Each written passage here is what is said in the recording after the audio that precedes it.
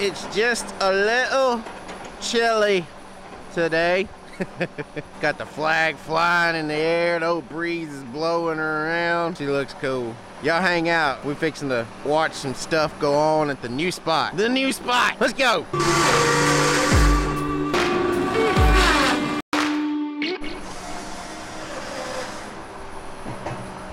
So it's Friday. We got like no rain, thank God.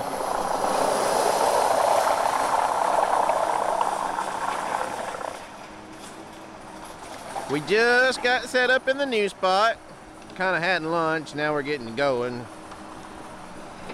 And see, the set's kind of narrow. No loader set up over here yet. It's still down there. So we're gonna just hang out, watch Mickey for a second. Get y'all caught up on where we're going on with today. Well, what's going on, not where we're going on. What the crap is that kind of English? That was bad.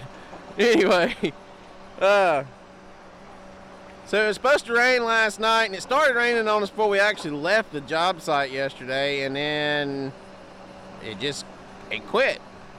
Hallelujah. Praise God. So we're good there. We get here this morning. Let's see. I don't remember if I included that yet in yesterday's stuff or not. I don't think I did. A lot's happened.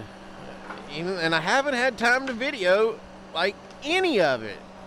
So y'all just had to listen to me talk about it and watch Mickey work at the same time. So what happened was yesterday afternoon, I was over here getting this set cut out and getting that down row, the first down row you see right there, cut. And, oh, Mickey just threw his chain. I bet he's mad.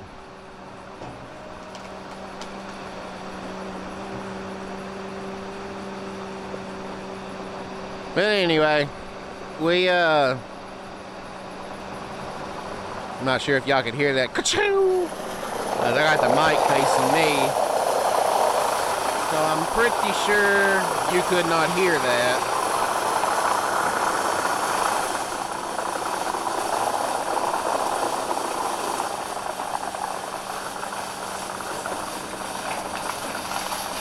May have, though. Who knows? Anyway, long story short, Matt had a idler pulley lock up on the front of the motor and the track cutter, the 853, and that in turn burnt the belt off of it. So that broke. I put him on the rubber tire while I was working on the track cutter, getting it apart, getting we was getting parts here to fix it. We didn't know the idler pulley was out at the time. We just thought the fan belt come apart. There's a hidden pulley up in there that you can't really see. It's in a weird spot, but anyway, got here with a new belt, went to put it on, found the bad idler pulley, got that changed, and the new belt put back on last night. While Matt was cutting with the rubber tire, he had a line blow on it. So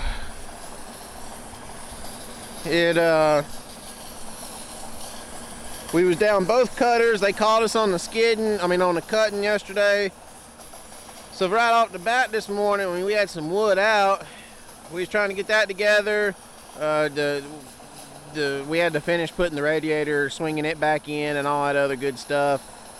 And of course, that didn't just go easily as planned. The door would not shut. The big hood on the track cutter would not close, and we couldn't go put the rubber tire together until they start cutting there because we needed to finish this side of the road. That side of the road is completed. I had to get the actual load number off of it for y'all, but I want to say it's like 120 loads or something crazy has come off of that one side in that one set down there. But so we was having to get the track cutter fixed to finish that side of the road, as I had the lines to put the rubber tire back together, and then that didn't pan out. We kept fighting the door. I thought bumped it into a tree again or something while I had it open, and we took it to the loaders and was trying to push and pull and twist it around, and it wasn't working. And then out of the blue, it's always something stupid like this usually. So that goes for me anyway. I was standing on the ground watching him close it, and I noticed that the little safety rope that holds the hood in case the cylinder fails from falling all the way to the ground, I noticed that the little metal piece that it bolts to is sticking straight out. I have Mickey, he's on the other side of the cutter at this time, and I tell him, hey, flip that down and see if it closes. And he flips it down, and sure enough, the hood latches. So we blowed an hour this morning fighting a booger with the shear that wasn't even a booger, so to speak. Anyway, we got it going. We got over here. I think we're at 2, 4, 5. We're at 5 for the day, I think. Yeah, we're at 5 loads for the day. And not sure what else we're going to get accomplished. Hopefully we can do 4 more. We should be able to. It's only 11 o'clock, but who knows? So that kind of catches up where we're at and everything like that. As far as myself, I'm fixing to go get on the rubber tire and cut the edges off the set. I feel raindrops again on me. Anyway, it's just a bad, gloomy day, and I'm gonna go knock that out and probably lay out the access for Matt. Find somewhere warm. It is cold today again. It's like 40. I think. Hang on. Let me look on the dash. I can tell y'all. 47, but the wind chill's like 38 or something. It's cold for my standards. No, we don't have ice on the ground. No, our waters aren't froze over. No, we don't have to leave our machines running all night because it's so cold outside. But damn it, I live in the South for a reason. I like the warm. Cold weather's bull. I don't like it. Anyway, y'all hang out. I'll be back in a minute. Should be. With something. Who knows what. We'll find something. There's a lot of day left today. Y'all just sit tight.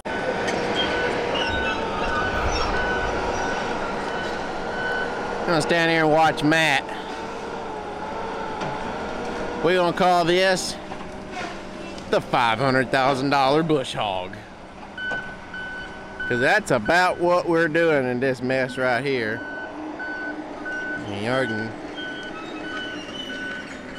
It's ooh. I'll zoom y'all in. Y'all can see the final product up there. Woo!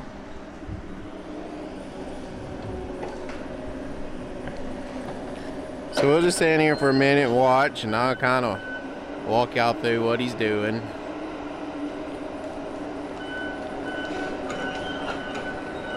So if it gets too bad, we don't have to thin it, but it's like stayed right on that tipping point of just good enough that you don't, I mean, that you can't just leave it. So,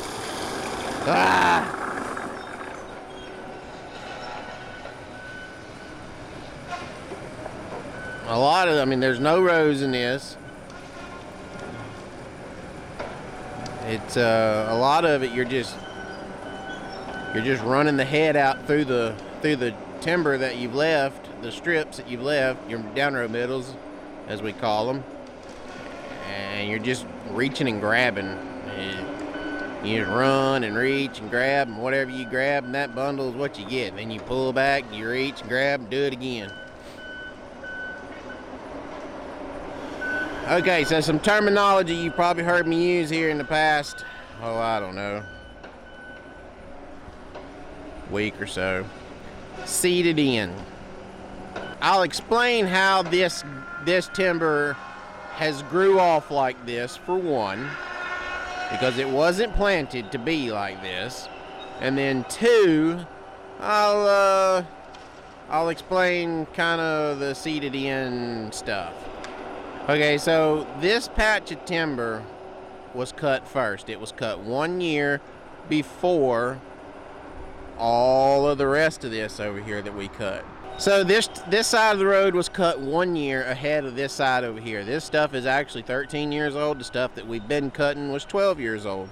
So anyway, the seeded in stuff happens when like the side that the rubber tire y'all see sitting there, that side of the road grew longer, as large timber. You can see how thick that mess is. I mean, he's literally 40 yards from us, and you cannot hardly see him over there working.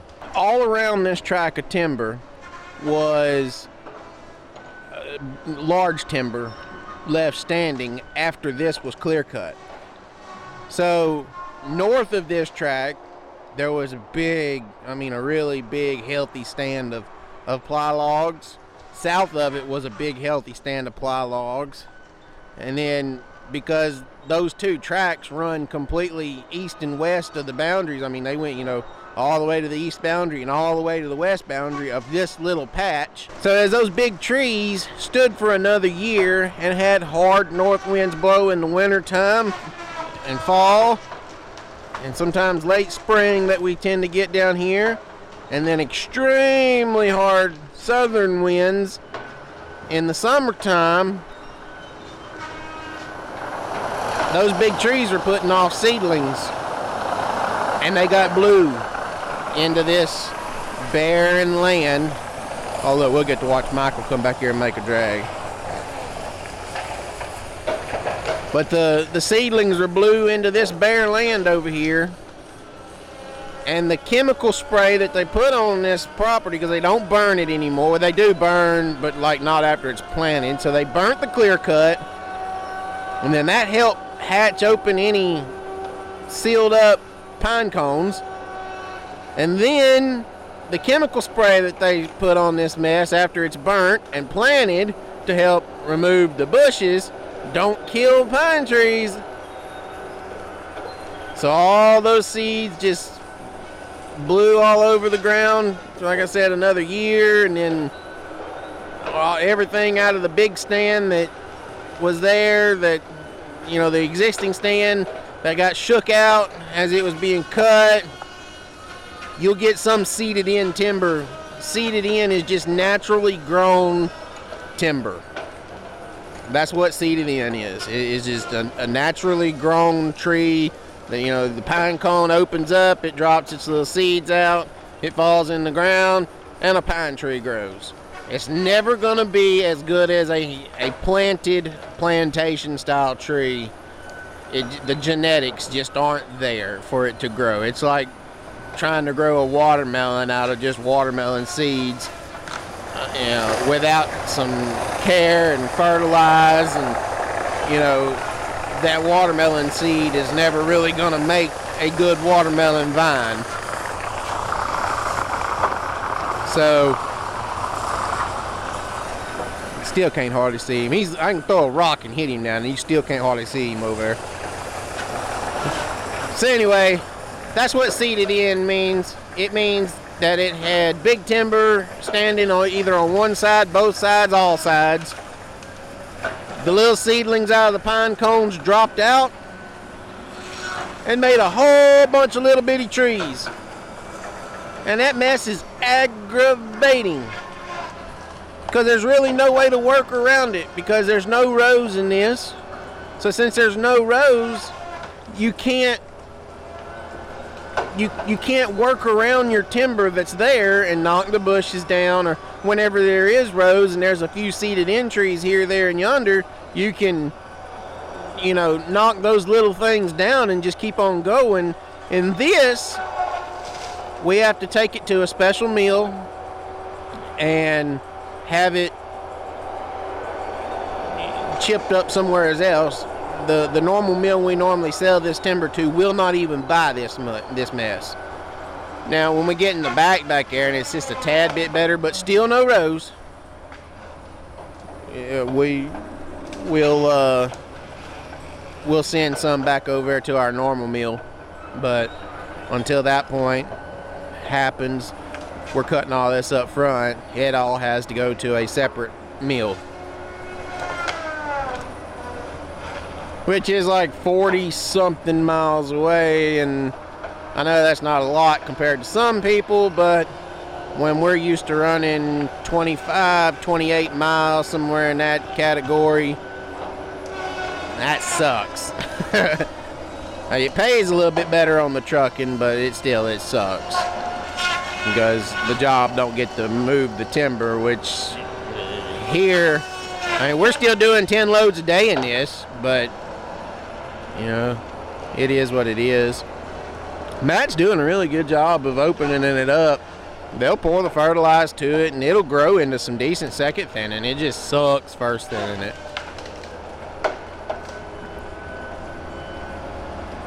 So yeah, that's what seeded in it means. It just means it's got naturally growing trees in it.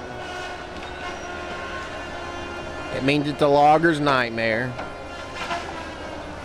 Not only can you not knock those little whips down, and they have to get in your bunches that you're cutting to send to the loader to be processed, you can't wiggle around and knock your bushes down like you normally would. So now you got all these extra bushes tied into your timber that you're sending to your loader. So that's slowing that down.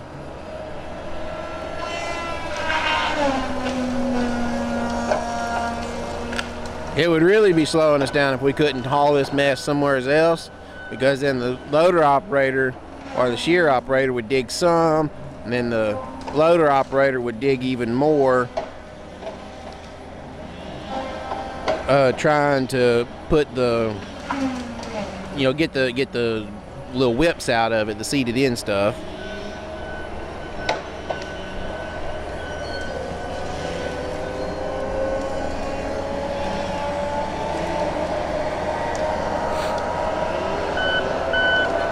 And when you're running a track cutter, oh, watch him, he's gonna flip that wood.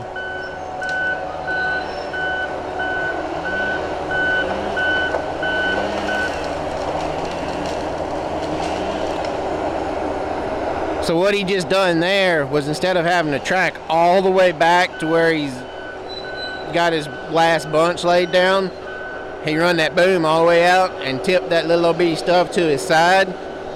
And it's what we call tripping the wood, and he tripped it back to his last pile. That saves you, that's gonna be about 30 feet that he probably saved himself one way, so 60 feet of tracking. And for someone can do the math, and y'all can put the information in the comments. Just say on the machine runs, I think, 2.6 miles an hour, and that just saved him 60 feet. And if he does that 100 times a day, how much time did that save him? I mean, I'll go sit down and figure it out, but that's kind of how we work. Or we're looking at, come around here so we can watch him bush hog this mess. Oh, he missed one. That's gonna help it happen a bunch. He sees me here, and then he's gonna get all panicky.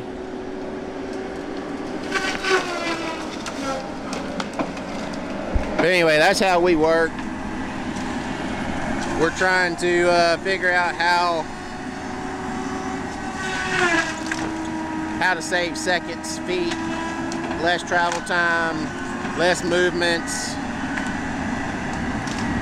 equals more wood at the end of the day, more efficient. So I'm gonna turn the microphone around to him, and I'm just gonna let y'all listen to him work here for a couple more minutes.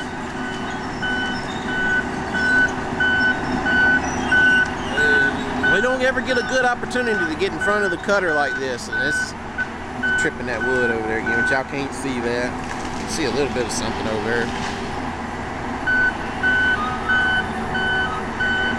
Anyway, y'all don't get an opportunity to listen to this cutter and I know a lot of y'all like it. This was hands down the #1 most liked item to watch on the job, so y'all enjoy.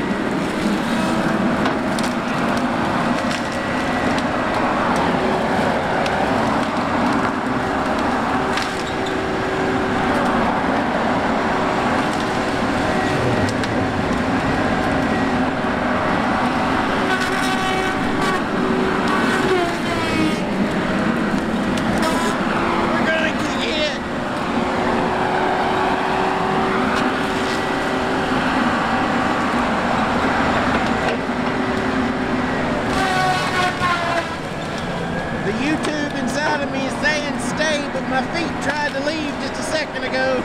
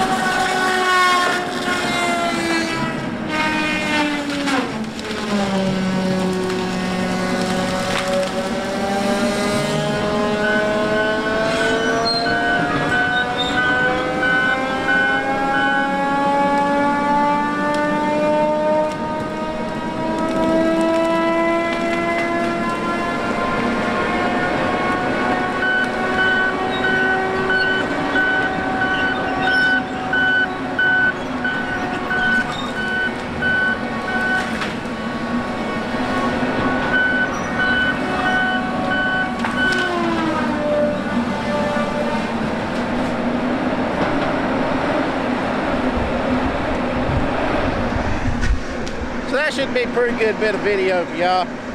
We're gonna wrap this one up. Let y'all kind of watch. Look at me and look at him in the background. But anyway, we're gonna go ahead and wrap this one up.